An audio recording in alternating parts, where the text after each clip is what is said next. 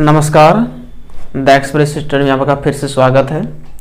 आज हम लोग बात करते हैं कि बहुत दिनों से जिस चीज़ का इंतज़ार था उस चीज़ के बारे में हम लोग बात करने वाले हैं। तो हम लोग इस चीज़ के बारे में बात करने वाले हैं कि न्यू सिलेबस 2020-21 यानी ये 40 आप लोग को पता था कि जब से कोरोना वायरस और ये लॉकडाउन के कारण से पढ़ाई नहीं हो पाया, जिसके कारण से ये 40% सिलेबस को हटाया गया है।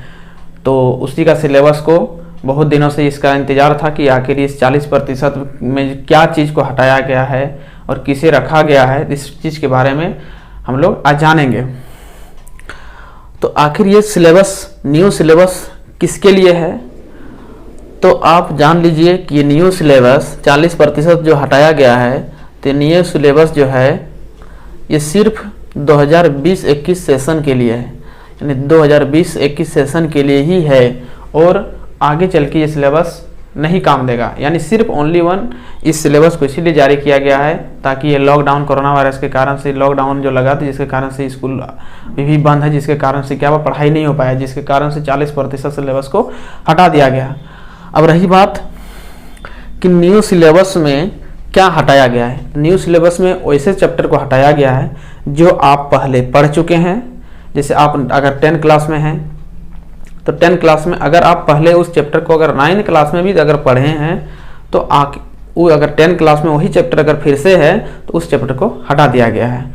या अगर आप उसको आगे अगर पढ़ने वाले हैं तो उस चैप्टर को भी हटा दिया गया है। यानी वैसे चैप्टर को हटाया गया है, या तो आप पहले पढ़ चुके हैं या तो आप बाद में उसको पढ़ने वाले हैं। अब सेकंड नंबर में है क्या पूरा चैप्टर को हटाया गया है।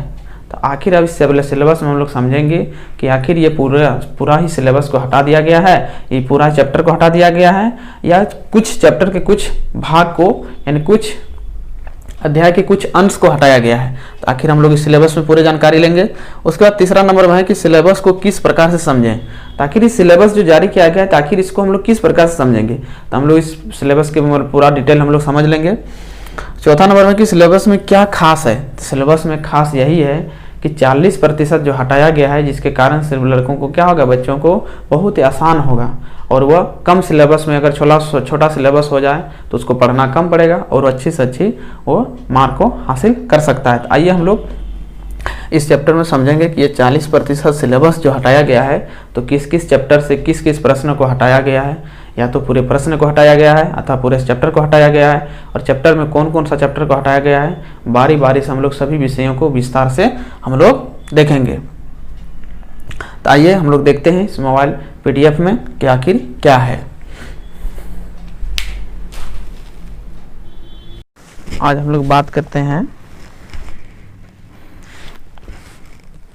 क्लास 11th का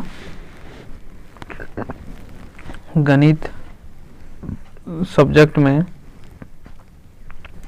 कौन कौन सा चैप्टर को न्यू सिलेबस में हटाया गया है, कौन कौन सा चैप्टर को रखा गया, उसके बारे में बात करते हैं। तो सबसे पहले हम लोग देखते हैं कि कौन कौन सा चैप्टर को हटा दिया गया है। तो आप देख सकते हैं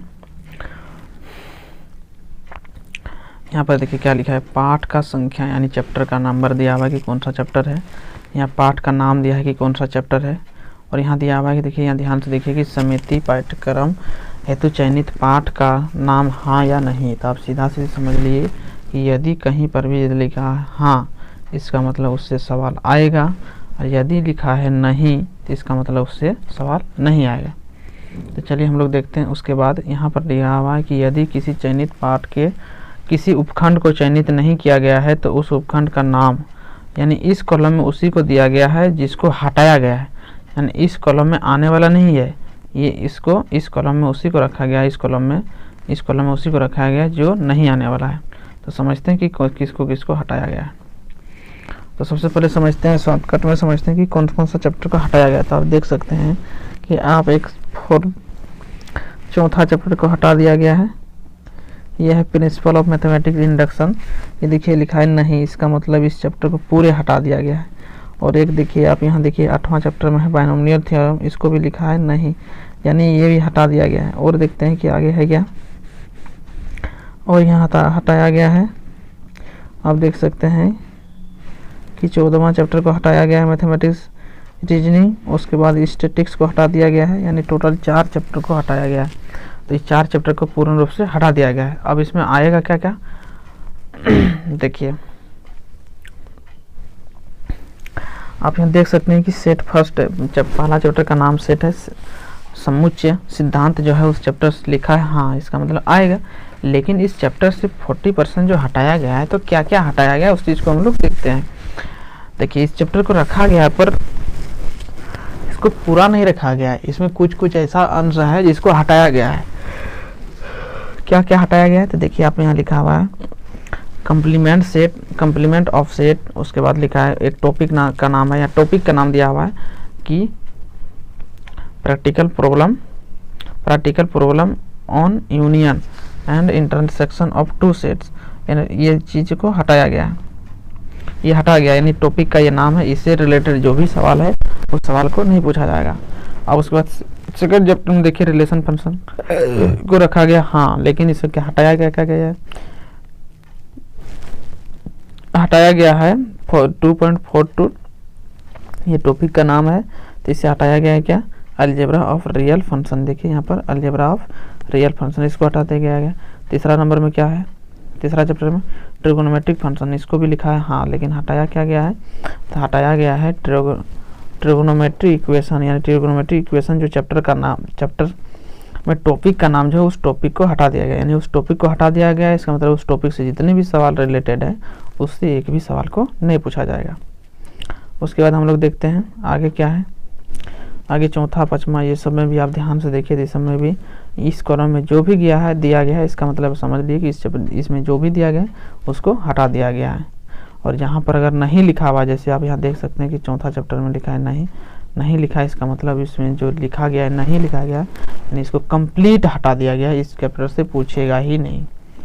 उसी प्रकार से 10, 11, 12, 13, 14 इसी को आप ध्यान से देखिए, इसमें से आपका देखिए 15वां चैप्टर को हटा ही दिया गया है, 15वां को, उसके बाद आपका जाकर के 14वां चैप्टर को भी हटा दिया गया है, इस दोनों चैप्टर को हटा दिया गया। उसके बाद इसमें देखिए आप ध्यान से,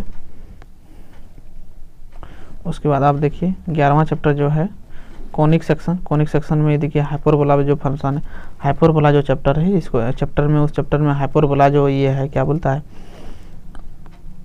टॉपिक है, उस टॉपिक को हटा दिया गया। उसके बाद आप देखिए, उसके बाद यहाँ पर देखिए सेक्शन फार्मूला जो दिया हुआ है इसको भी हटा दिया गया है, सेक्शन फार्मूला 12वां चैप्टर में जो है इसको भी हटा दिया गया। इंट्रोडक्शन ऑफ 3 डायमेंशन ज्योमेट्री, इसको भी इस चैप्टर से इस टॉपिक को हटा दिया गया। और जो सेंस जो आपका बचता है इससे सवाल को पूछा जाएगा। तो चलिए, आई होप आप, उम्मीद करते हैं कि आप अच्छी तरह से सिलेबस को समझ गए होंगे।